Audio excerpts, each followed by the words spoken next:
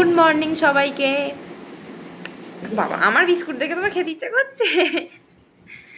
আজকে শনিবার, এখন বাজে সকাল 11টা।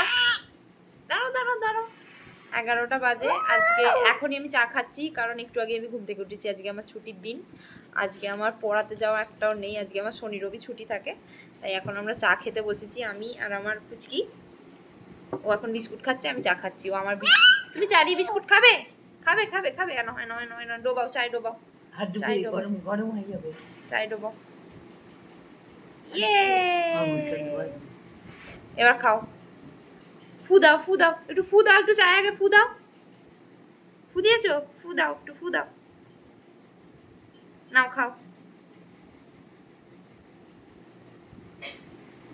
ছুটির দিন, কিন্তু আজকে প্রচুর কাজ আছে। আমার ঠাকুমার মাথায় কালার করে দিতে হবে, অনেক কাজ আমাদের। তুমি এটা খাও, আমি এটা খাই। চলো আমি বিস্কুট দিয়ে চাটা খেয়ে নিই, নিয়ে তারপর ঠাকুমার চুলে কালার করাটাও তোমাদের সাথে শেয়ার করব। এই যে ঠাকুমা এখানে বসে আছে, বসে বসে দেখছে।